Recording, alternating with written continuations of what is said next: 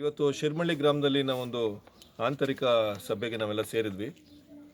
ಅಲ್ಲಿ ಆವಾಗ ನಮಗೆ ವಿಚಾರ ತಿಳಿದುಪಟ್ಟಿದೆ ಏನಂತ ಹೇಳಿದ್ರೆ, ಇತ್ತೀಚೆಗೆ ಏನು ಮೈಕ್ರೋ ಫೈನಾನ್ಸ್ ಹಾವಳಿ ನಡೀತಾ ಇದೆ, ಇಡೀ ರಾಜ್ಯದಲ್ಲಿ ನಡೀತಾ ಇದೆ. ಆ್ಯಂಡ್ ಎಷ್ಟೋ ರೈತರು ಆತ್ಮಹತ್ಯೆ ಮಾಡ್ಕೊಳ್ತಿದ್ದಾರೆ. ಆ್ಯಂಡ್ ಎಲ್ಲ ಪತ್ರಿಕೆಗಳಲ್ಲಿ, ಟಿ ವಿಗಳಲ್ಲಿ ಗ್ರಾಮೀಣ ಪ್ರದೇಶದಲ್ಲಿ ಸಾಲ ತಗೊಂಡು ಅದನ್ನು ತೀರ್ಸೋಕ್ಕಾಗದಿರ ಈ ಮೈಕ್ರೋ ಫೈನಾನ್ಸ್ ಅವರು ಕೊಡುವಂಥ ಒಂದು ಹಾವಳಿಗೆ ಮನೆ ಬಿಟ್ಟು ಹೋಗ್ತಾ ಇರೋದನ್ನು ಮತ್ತು ಇಡೀ ಗ್ರಾಮಗಳೇ ಬೀಗ ಹಾಕೊಂಡು ಹೋಗ್ತಾ ಇರೋ ವಿಚಾರಗಳನ್ನೆಲ್ಲ ನಾವು ಕೇಳಿದ್ದೀವಿ, ಓದಿದ್ದೀವಿ. ಅದೇ ರೀತಿಯಾದ ಒಂದು ಘಟನೆ ಈ ಊರಿನಲ್ಲಿ ನಡೆದಿದೆ ಅಂತ ವಿಚಾರ ಗೊತ್ತಾಯಿತು. ಅದು ಹೇಗೆ ಗೊತ್ತಾಯಿತು ಅಂತ ಹೇಳಿದ್ರೆ, ಇವತ್ತು ಈ ಮನೆ ಏನು ತಾವು ನೋಡ್ತಾ ಇದ್ದೀರಿ, ಇದು ಪ್ರಭು ಅನ್ನೋ ಒಂದು 62 ವರ್ಷ, ಅಂದರೆ 2 ವರ್ಷದ ಹಿಂದೆಗಡೆ 62 ವರ್ಷ ಇರುವಂಥ ಒಂದು ವ್ಯಕ್ತಿಗೆ 4.25 ಲಕ್ಷ ಸಾಲ ಕೊಡುತ್ತೆ. ಯಾವುದೋ ಒಂದು IIFL ಅನ್ನೋ ಒಂದು ಫೈನಾನ್ಸ್ ಕಂಪ್ನಿ 62 ವರ್ಷ ವಯಸ್ಸಿನ ವೃದ್ಧರಿಗೆ, ಅವರು ಕೃಷಿನೂ ಮಾಡ್ತಾ ಇಲ್ಲ ಆ್ಯಂಡ್ ಕೃಷಿ ಕಾರ್ಮಿಕರು ಕೂಲಿ ಕೆಲಸಕ್ಕೆ ಹೋಗೋಕ್ಕಾಗದಿರುವಂಥ ಒಂದು ವ್ಯಕ್ತಿಗೆ 4.25 ಲಕ್ಷ ಲೋನ್ ಕೊಡ್ತಾರೆ.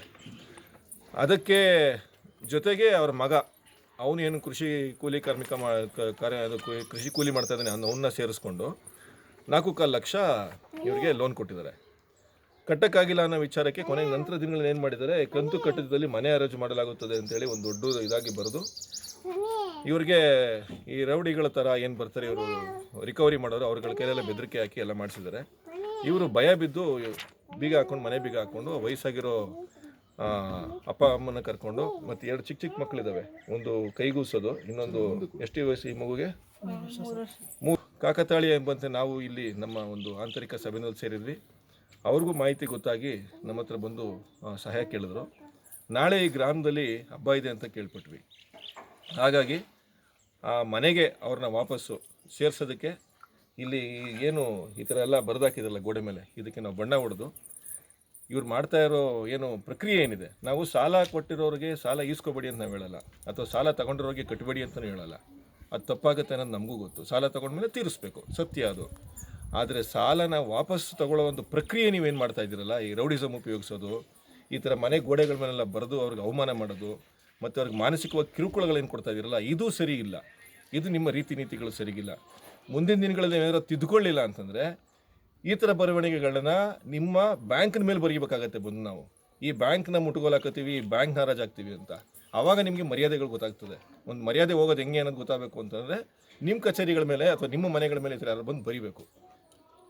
ಈ ಕೆಟ್ಟ ಪ್ರವೃತ್ತಿನ ಬಿಟ್ಟು ನೋಡ್ರಿ, ಬೇರೆ ಜನಗಳೆಲ್ಲ ಅವನು ಆಸ್ತಿ ಮಾಡೋದಕ್ಕೆ, ಶೋಕಿ ಮಾಡೋದಕ್ಕೆ ಸಾಲ ಮಾಡ್ತಾನೆ, ಕಾರ್ ತಗೋತಾನೆ ಸಾಲ ಮಾಡ್ತಾನೆ, ಮನೆ ಕಟ್ಟೋಕ್ಕೆ ಸಾಲ ಮಾಡ್ತಾನೆ, ಅವನು ಸ್ವಾರ್ಥಕ್ಕೆ ಮಾಡ್ತಾನೆ.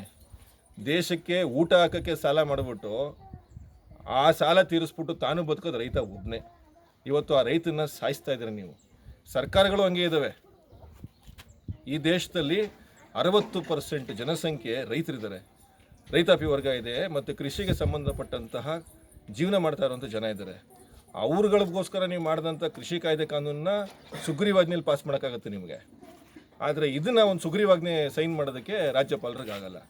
ನಿಮ್ಮ ದರಿದ್ರ ರಾಜಕಾರಣ ಏನೇ ಇರಲಿ, ಆದರೆ ರೈತ ಚಳುವಳಿ, ರೈತ ಸಂಘಟನೆ ಯಾವತ್ತೂ ಸಾಮಾಜಿಕ ಚಳುವಳಿಯಾಗಿ ಸಮಾಜದಲ್ಲಿ ಯಾರಿಗೆಲ್ಲ ಈ ಥರ ನೀವು ಕಾನೂನು ಬಾಹಿರವಾಗಿ ಕೆಲಸಗಳು ಮಾಡ್ತೀರಿ ಅಂಥ ಕಡೆಯೆಲ್ಲ ನಾವು ಧ್ವನಿ ಎತ್ತೀವಿ.